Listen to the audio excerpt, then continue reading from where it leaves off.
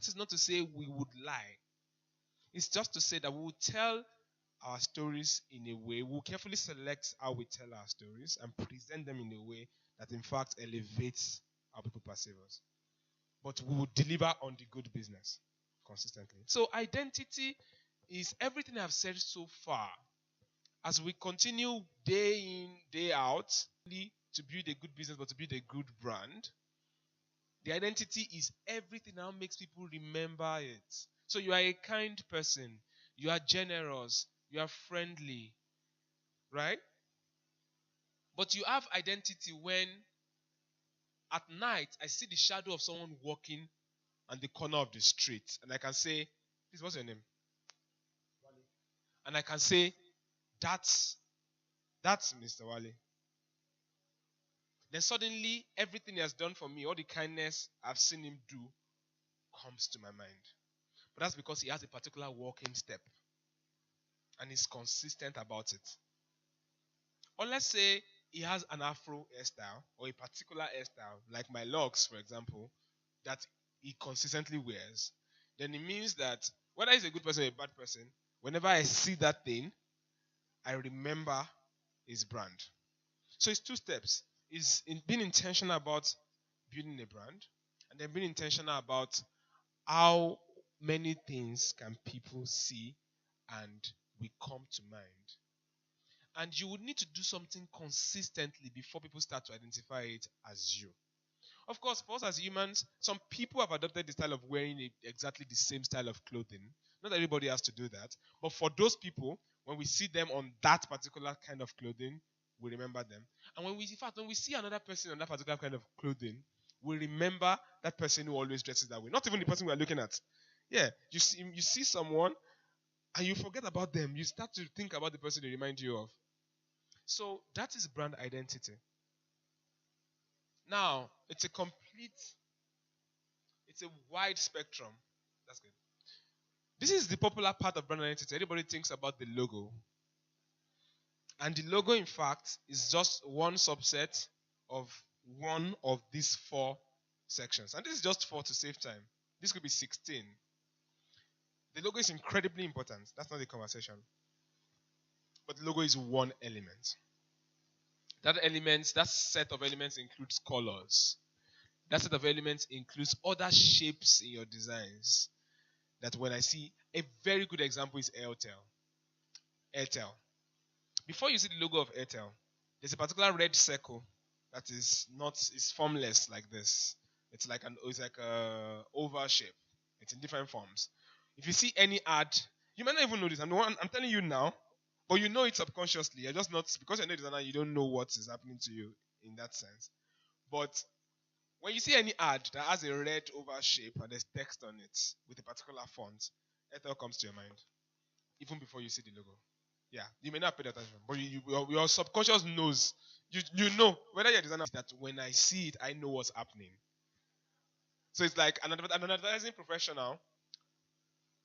If you are looking at an ad can be affecting you emotionally. But an ad professional just knows what's happening. An ad pro watching an ad knows, okay, this is what this storyteller is doing to influence me like this. So someone who is not an ad professional is still being influenced by that ad, but they can't. So a pro can say, this is what they did there. They did reverse psychology there. You can go into the terms. That's the difference. Because a designer can tell you, oh, that's what they're doing there. You are noticing good design. No matter how much design eye you think you have, or you think, I don't have design eye. No, you are. Design is influencing you. I can just tell, and you can't. That's the difference. Now, but it's a lot of so when you see brands draw up visual guidelines, and it's a lot of pages, and it's a lot of detail, use this fonts like this, never combine this like this, never use this type of shapes, all of that effort, and it takes months to even create and think about all those things. It's because they want to ensure that over the years, all your presentations, your pitch decks, your social media ads, your prints, everything you're doing, your office, creations in your office and everything, they want to ensure that it's following a particular style that is now establishing a pattern in the minds of people. And it's never about use this one same thing exactly like this. It's can be a system of, okay, you can use this or this or this. So sometimes people run away from brand guidelines and say because they feel it can be monotonous. No. A brand guideline can be diversified. You can also say these are the pillars we should build upon. Say, okay, explore, but whatever you do, it's like me now. Let's say I want to pick identity for my style, and I say I always wear a red trouser, or I can wear any top on it. So I've created diversity, but there's something I have fixed. It's like an axis, like something is fixed. So in your brand identity, there needs to be some thought to this is how we want to look like. In fact, companies go as far as saying our photography, this is an edit style. That's our photography. You can't just pick any filter on Instagram and use it. Right? But again, it's about you choosing. Your brand might say, you know what, with photography, no, we are free. Express yourself. But typography, nobody must use a font that is not this font for a material of this company. You know? So it's conversations like that because it's patterns. Human behaviors. Think about your uncles or your aunts or think about 5 family members right now. You won't think so much if I ask you for you to say, oh no, that auntie, this is how she is. She's always wearing wrapper up and down.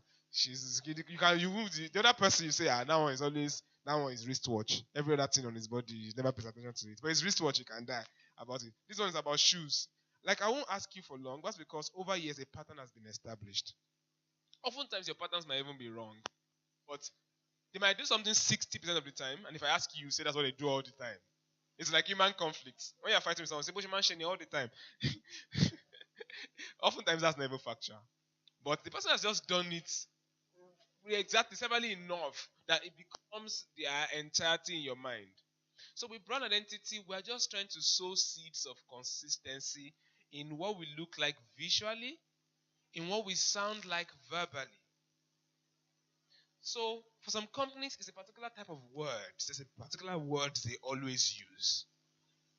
For some companies, it's a part speak. Coca-Cola will always tell you things around friendship, share moments, right? These things were carefully crafted to say this is the emotions we are always evoking. For some companies, this is the kind of words we're always using. Something Apple does a lot. Apple uses superlatives a whole lot. So you will hear things like, this is the most incredible innovation our engineers have ever come up with. Mobile technology will never remain the same. Right? There's the kind of superlatives in which they speak. Nike will always come from inspiring the human, limitless possibilities of the human nature. That you can do it. Yes, you can. Just do it. It doesn't matter if you win or not. Giving your best. Like Nike is not about the gold medalist.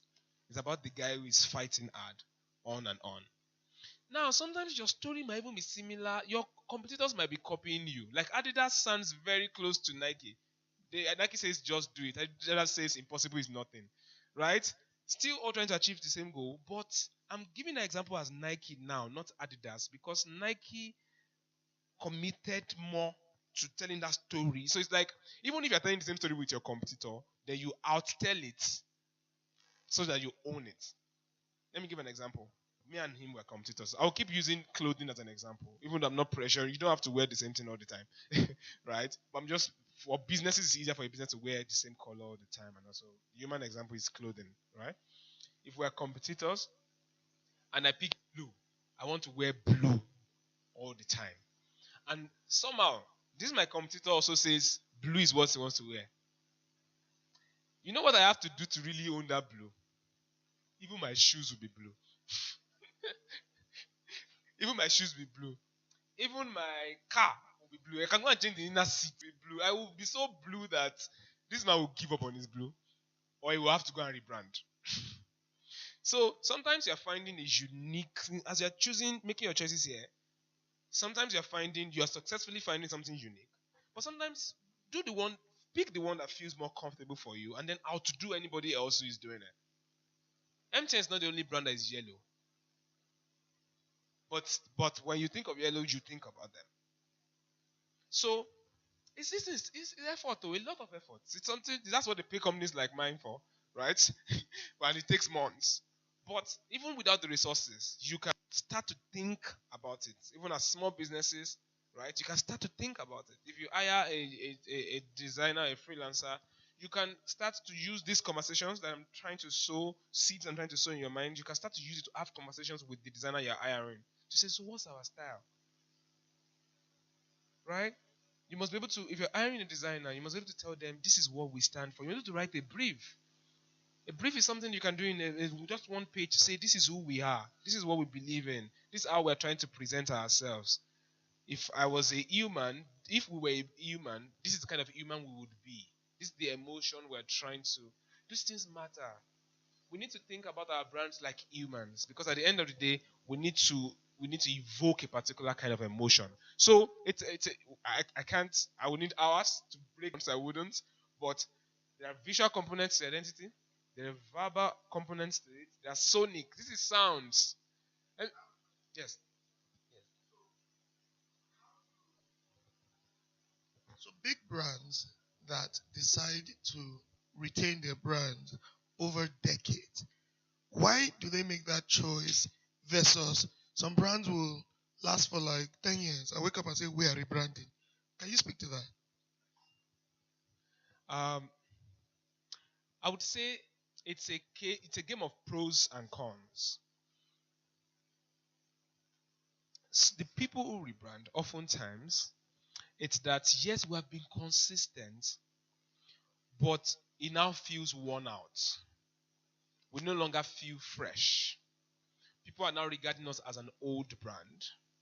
And sometimes it's always because while they stayed consistent, they did not continuously find ways to excite people about that same brand.